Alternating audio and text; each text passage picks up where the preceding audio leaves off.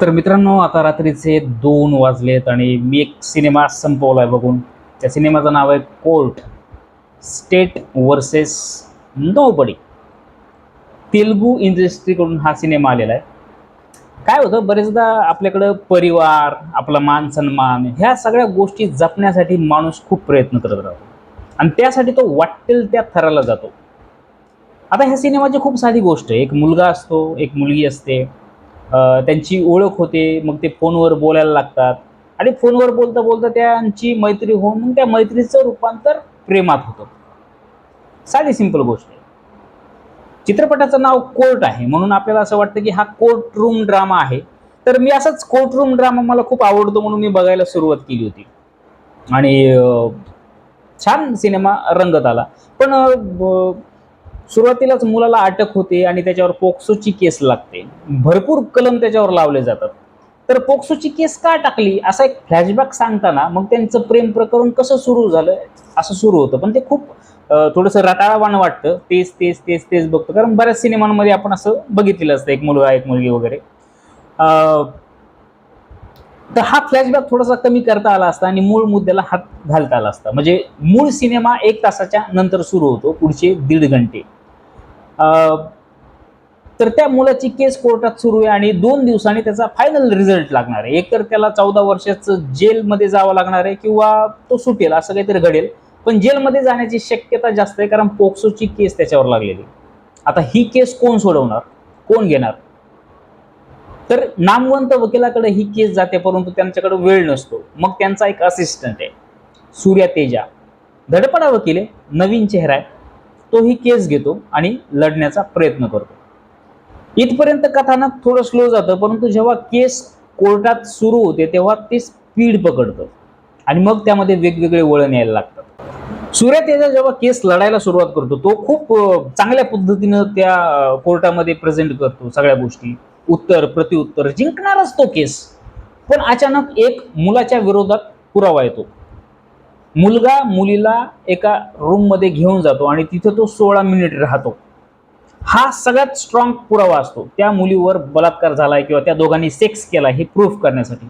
आता हे खरंच झालं होतं का? त्या 16 मिनिटात नक्की काय घडलं असेल त्यांच्या दोघांमध्ये? पुढचे 30 मिनिटं अख्ख्या सिनेमाभर अशी चर्चा सुरू राहते आणि मग जे काही आपल्याला कळतं ते खूप धक्कादायक असतं. ते काय घडतं, काय आहे ते, त्यासाठी तुम्ही प्रत्यक्ष जाऊन सिनेमा बघितलेला कधीही बेस्ट. काय असतं आपल्याकडे ना, आपण माणूस हा सामाजिक प्राणी आहे आणि तो पारंपरिक पद्धतीने विचार करत आलेला आहे. पारंपरिक म्हणजे कसा? म्हणजे जसं की एक स्त्री आणि एक पुरुष एकत्र आल्याच्या नंतर काय होईल? तर फार फार तर सेक्स होईल. म्हणजे ह्याच्या पलीकडे आपण कधी विचारच नाही करत. हं. ह्याच मानसिकतेमुळं आज अनेक मुलं किंवा मुली या अशा पद्धतीच्या आरोपांना झेलत असतात.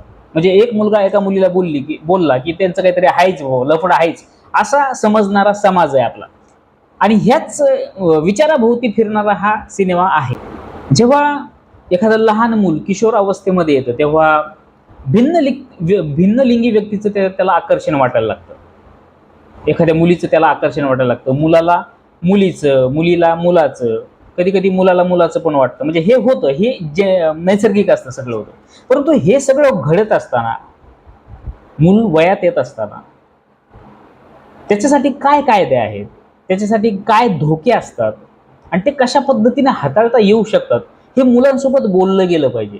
मग ते शालेय स्तरावर असेल किंवा फॅमिली स्तरावर असेल. आई-वडिलांनी मुलासोबत बोललं पाहिजे, शिक्षकांनी आपल्या विद्यार्थ्यांसोबत बोललं पाहिजे. असा एक महत्त्वाचा मेसेज या सिनेमामध्ये शेवटी आपल्याला मिळतो. सिनेमाच्या निगेटिव्हमध्ये एकच गोष्ट आहे, की या सिनेमाची लेंथ कमी करता आली असती आणि महत्त्वाच्या मुद्द्यावर फोकस करता आला असता.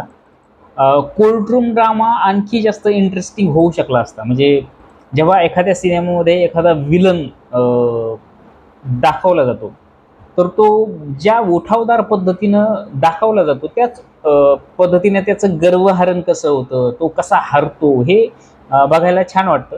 पण दिग्दर्शकानं खूप तरल पद्धतीनं कोर्टाची केस लढली असं दाखवलंय आणि सिनेमा संपतो. एका हॅपी एंडिंगवर येऊन सिनेमा संपतो, जो आपल्याला फील गुड अनुभव देतो, म्हणजे की छान आहे. नेटफ्लिक्सला हा सिनेमा आलेला आहे, तुम्ही नक्की बघा. जर तुम्हाला कोर्टरूम ड्रामा बघायला जर आवडत असेल तर तुम्ही तो नक्की बघा. कसा वाटला ते मला कमेंटमध्ये नक्की सांगा. आणि तुम्हालाही काही चित्रपट सजेस्ट करावेसे वाटत असतील मला, की बाबा हे बघितले पाहिजे, तर तुम्ही ते मला सजेस्टही करा.